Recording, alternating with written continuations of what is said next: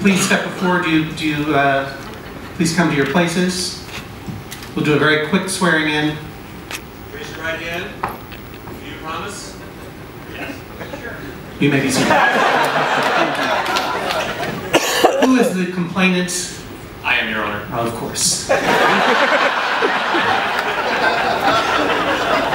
It's usually the husband. I have very specific ways of doing things. But my wife has a very different way of doing things.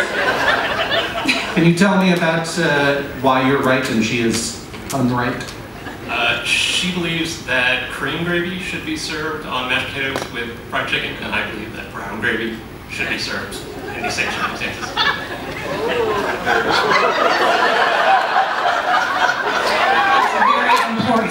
Excuse me. I will have order.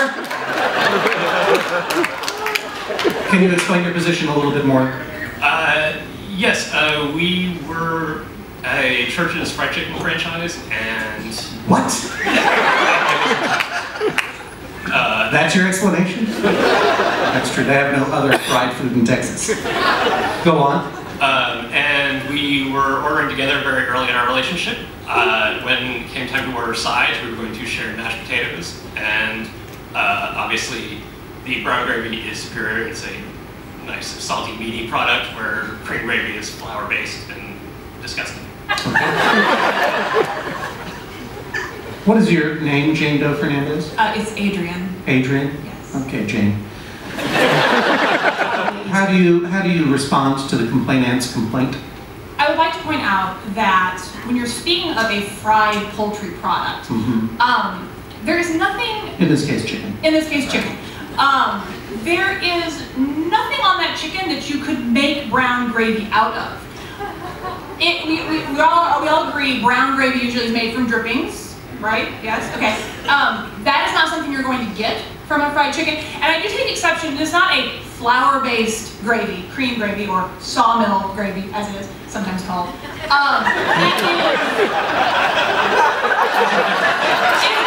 roux, and that is something you could actually make if you were making fried chicken. So I feel like the brown gravy just drives home that it's not actually being made. It's in a bucket in the back of the chicken joint, and therefore wrong. I see.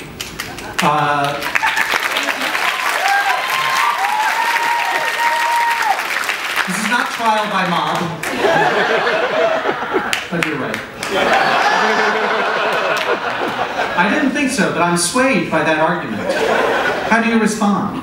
Your Honor, in a fried chicken franchise, the cream gravy is very likely also comes from buns.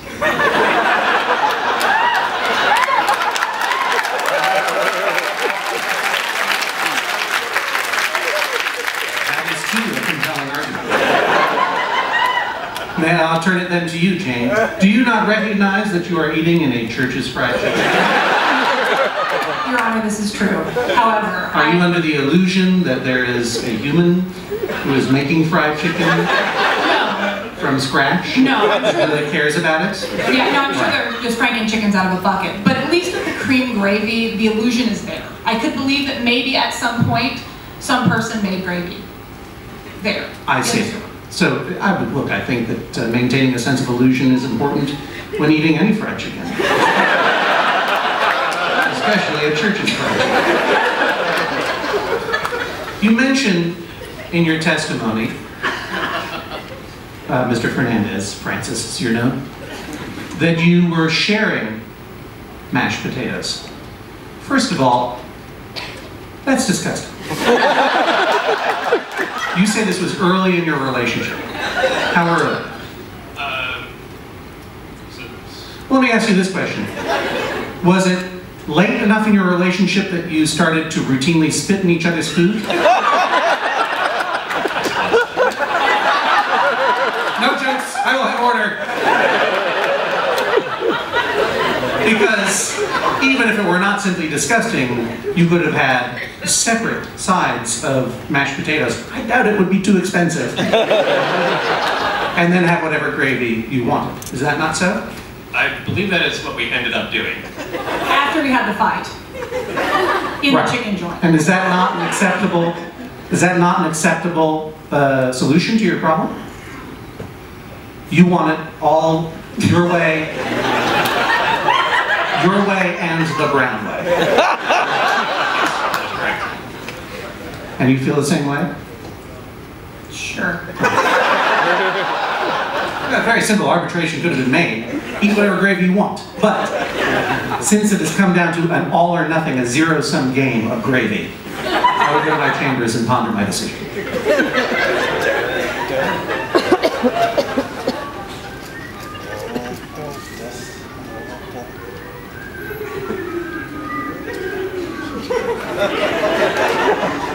You may be seated. Oh, sorry. I have given this matter a lot of thought, and I've done some research. And at first, when the case was presented to me, I thought, Jane, that you were against all brown gravy being served with chicken, and that is not true. That's right? No, that was. If it is a roasted chicken that provides drippings, that is totally fine. Right, because you can't have a true chicken gravy without it being brown. Yes, chicken exactly. stock is not brown, right? The drippings are not brown. If they are, you have a problem. If your chicken drippings and stock are white, then that is not chicken. But you are saying specifically in this instance of fried chicken. Yes. All right, very well. And you know what? I think you're correct. Thank you. Yeah. My judgment is that even though your wife... Really? Please no pointing, I will have order. My judgment is that even though your wife does maintain a sick illusion of care being taken in the kitchen of Church's Chicken, that is nonetheless, as I say, a necessary illusion in order to go through life. Just as the same illusion that we're all going to live forever and therefore we can do whatever we want. And we're not going to die. It's a necessary illusion, something that we use in order to get through life. And I also, even though she has that illusion, I must privilege her clear knowledge on the subject. When you said sawmill gravy, my dear, I have to say, I was ready to break up your marriage. Such knowledgeability cannot be privileged too much. You know what we're talking about, and I think your husband would benefit from learning a thing or two. Gravy. As in all marriage, nothing is perfect, just as Church's Chicken is disgusting. But even in a Church's Chicken, you can aspire to a kind of perfection, and I believe that that is what your wife wants for you. And I think that it would be wise for you to graciously submit to your wife's wishes of perfection, rather than your own weird brown gravy obsession. My sentence is that you shall eat in Church's Chicken for a month. And enjoy whatever gravy you want. And then you will make him a proper fried chicken dinner with whatever gravy you want to serve him. I can make that happen. I can think you can. This is the sound of a gavel. Judge John Hodgman rules that is all.